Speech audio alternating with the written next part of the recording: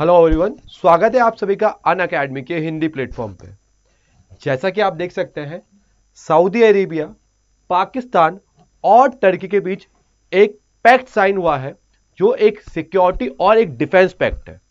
क्या इस पैक्ट से इंडिया को किसी तरह का खतरा है? क्या यह पैक्ट सेम नाटो की तरह रिएक्ट करेगा? चलिए इन सभी प्रश्नों पर विस्तृत रूप से चर्चा करते हैं। सबसे पहली बात, सऊदी, पाकिस्तान और टर्की ने मिलकर एक पैक्ट साइन किया गया है और इस पैक्ट को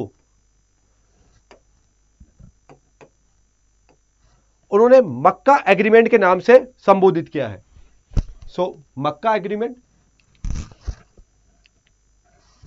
Saudi Arabia, Pakistan and Turkey, ये एक तरह का क्या होने वाला है? डिफेंस कॉपरेशन होने वाला है। मतलब जैसे अगर किसी ने टर्की पे अटैक किया तो यह माना जाएगा उसने पाकिस्तान और सऊदी अरेबिया दोनों पे सामूहिक रूप से क्या है अटैक किया है। तो किसी बाहरी अग्रेशन की स्थिति में यह म्यूचुअल सपोर्ट को बढ़ाने की बात करता है। फिर एग्रीमेंट की सबसे प्रमुख बात क्या है? Collective defence principle. अगर आपने एक पे अटैक किया है तो यह माना जाएगा कि आपने सब पे अटैक किया है। तीनों देश एक दूसरे के साथ अपनी आर्मी, नेवी और एयरफोर्स को साझा करेंगे। मतलब तीनों देश की आर्मी एक कलेक्टिव रूप से काम करेगी, तीनों देश की एयरफोर्स एक कलेक्टिव रूप से काम करेगी, तीनों देश की नेवी एक कलेक्टिव रूप से काम करेगी। किसी में भी अटैक होगा, तीनों एक दूसरे से डिफेंस का क्या करेंगे? सपोर्ट प्रोवाइड करेंगे। तीनों देश, किसी भी देश ने एक पे अटैक किया तो माना क्या जाएगा? तीनों देश पे एक तरह का अटैक है। अब इसकी जो कंपैरिजन है वो नाटो से की जा रही है। आपको पता होगा नाटो क्या है?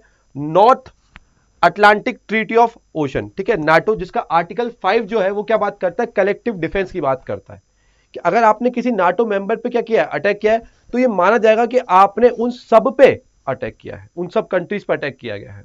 ये मेनली किसके लिए बनाया गया था? ये रशिया का जो उस समय का जो यूएसएसआर है उसका जो विस्तार हो रहा था उसको रोकने के लिए बनाया गया था नाटो। तो इसकी नाटो से तुलना क्यों जा रही है? क्योंकि नाटो में भी कलेक्टिव डिफेंस की प्रिंसिपल्स की बात की जाती है और नाटो का आर्टिकल 5 जो काफी इंपॉर्टेंट आर्टिकल है वो इसी चीज को क्या करता है? दर्शाता है।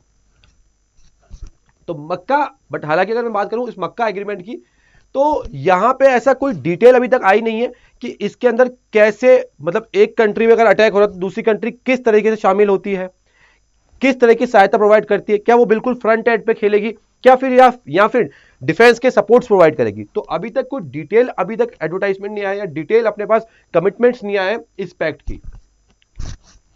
अब जैसे मैंने बताया आर्टिकल 5 ऑफ नाटो जो क्या बात करता है कि अगर आपने एक कंट्री पे या एक से ज्यादा कंट्री पे अटैक किया है जो नाटो के मेंबर है तो आप माना जाएगा कि आपने पूरे नाटो पे अटैक किया है।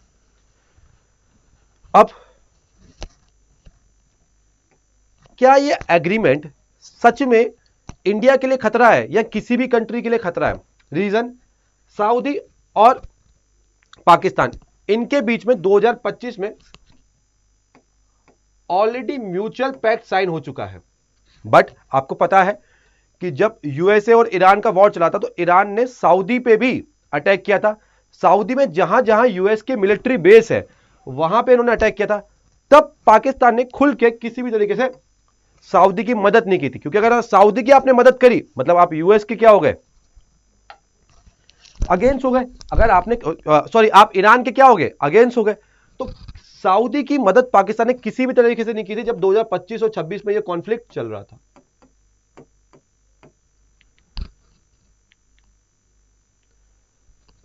तो सच में जो ये कलेक्टिव डिफेंस है, क्या एक्चुअल में पाकिस्तान सऊदी की हेल्प करने आएगा जब बात होगी ईरान की या बात होगी किसी और कंट्री की? तो ये देखा गया कि वो 25-26 में जब सऊदी अरेबिया में मिसाइल और ड्रोन से अटैक हो रहा था, इवन जब इजराइल अटैक कर रहा था, तब भी पाकिस्तान ने किसी भी तरीके से खुल के सऊदी अरेबिया का क्या करा? सपोर्ट नहीं किया था। फिर भी पाकिस्तान की ओर से किसी भी तरह की मिलिट्री एक्शन की बात नहीं की गई थी। तो इसलिए केवल ट्रीटी का होना यह नहीं दिखाता कि वास्तविक में क्या है?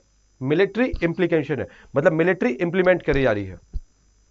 अब ऐसा नहीं है कि ये एग्रीमेंट रातों रात हो गया।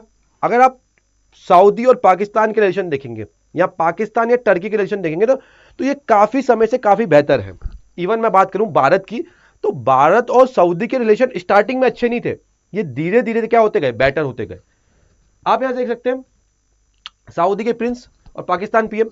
अब आप देख पाएंगे कि जो सऊदी है एंड पाकिस्तान जो है, इनके संबंध पहले से ही अच्छे थे, तो 2025 में ऑलरेडी इन्होंने पैक्ट साइन कर दिया था। वहीं दूसरी तरफ मैं बात करूं टर्की और पाकिस्तान की, चाहे मैटर जम्मू कश्मीर का हो, टर्की ने खुल के पाकिस्तान की सपोर्ट की है। और इवन टर्की और पाकिस्तान के बीच में कई ज्यादा मिलिट्री एक्सरसाइज होती है, इवन मिलिट्री ट्रेनिंग भी एक दूसरे को प्रोवाइड करते हैं, एक दूसरे के साथ ड्रोन्स को शेयर करते हैं। तो ऑलरेडी पाकिस्तान और टर्की आपस में डिफेंस कॉर्पोरेशन करते दिखे हैं। सिमिलरली पाकिस्तान और सऊदी दोनों आपस में क्या कर रहे हैं, डिफेंस पार्टनरशिप करते हुए दिख रहे हैं हमारे को। अब एग्रीमेंट ऐसा नहीं कि क्षणिक है, उससे पहले ही सऊदी अरेबिया और पाकिस्तान के बीच 2025 में एक एग्रीमेंट हुआ था। वहीं पाकिस्तान और टर्की क्या है, आपस में एक दूसरे को ट्रेनिंग और डिफेंस कॉर्पोरेशन देखते हैं।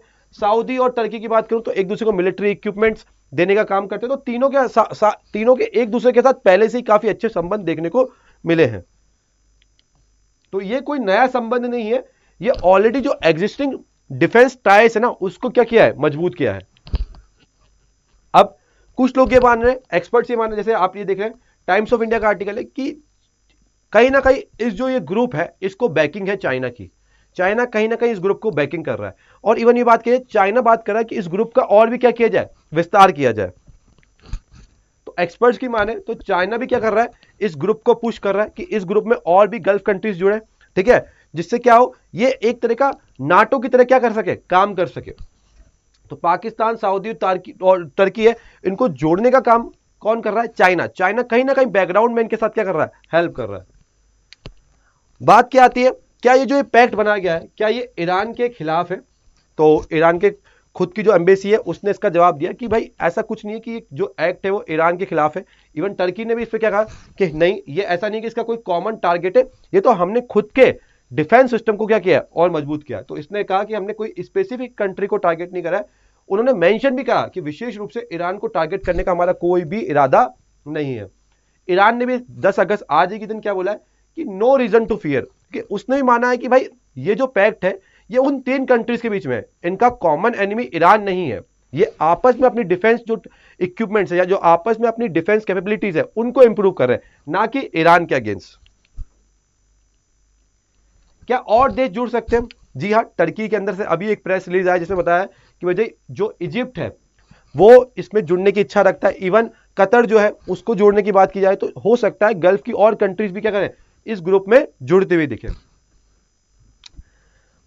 टर्की के साथ इशू क्या है, टर्की ऑलरेडी क्या है, नाटो का मेंबर है।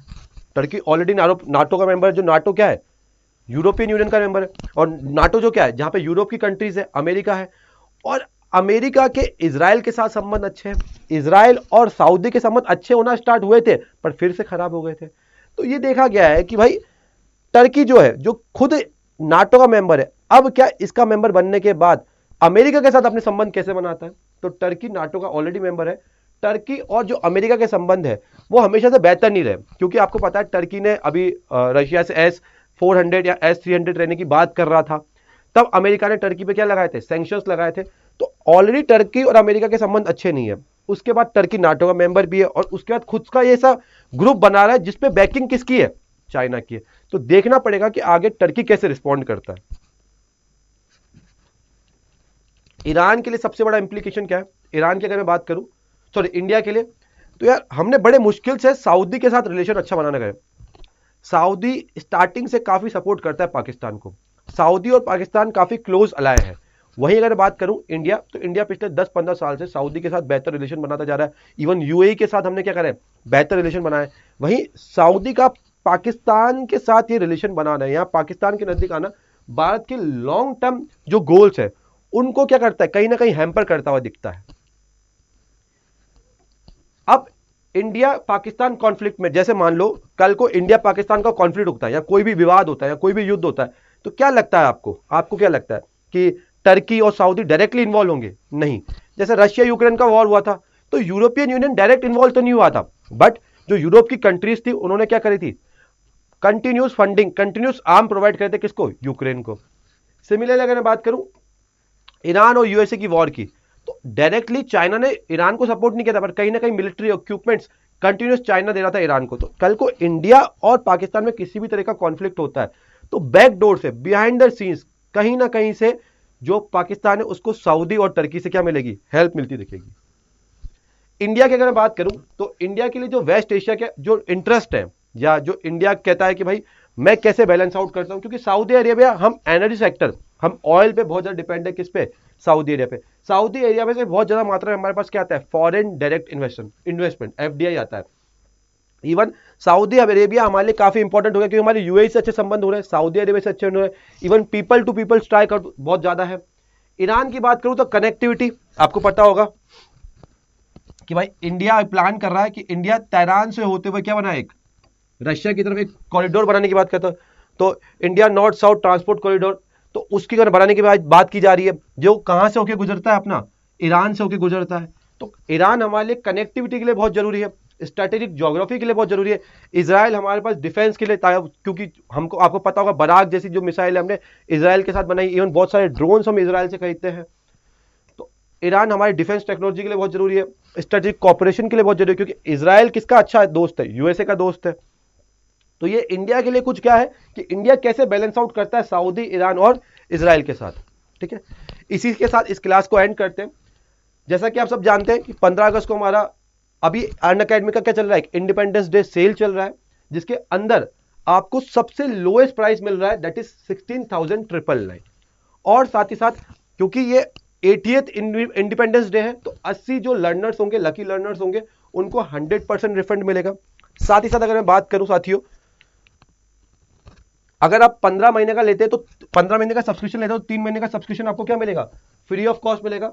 18 महीने के सब्सक्रिप्शन के साथ आपको 6 मंथ का फ्री मिलेगा, और 24 मंथ के सब्सक्रिप्शन के साथ आपको 12 मंथ का सब्सक्रिप्शन मिलेगा। करंट अफेयर की टेंशन ही नहीं, क्योंकि आपको इंडियन एक्सप्रेस का सब्सक्रिप्शन दिया जाएगा। इवन करंट अफेयर आपके बिल्कुल फ्री होने वाला है, जहां पे आपको जो करंट अफेयर की पीडीएफ है वो प्रोवाइड कराई जाएगी, डेली ई पेपर्स प्रोवाइड करवाए जाएंगे। तो अगर आप प्रिपेयर करना चाहते हैं 2027 के लिए, तो वी हैव आगाज बैच जिसकी क्लासेस 14 अगस्त से स्टार्ट होगी, और वी हैव नी बैच जिसकी क्लासेस कब से स्टार्ट होने वाली है, 14 अगस्त से। तो 2028-27 दोनों फाउंडेशन बैचेस के लिए हमारे पास क्या है, कोर्सेज है, तो आप ज्वाइन कर सकते हैं। क्लास का पीडीएफ आपको इस टेलीग्राम चैनल में मिल जाएगा। तो thank you so much everyone. आप मुझे कमेंट बॉक्स में बताएगा कि आपकी क्या राय है इस वीडियो को लेकर।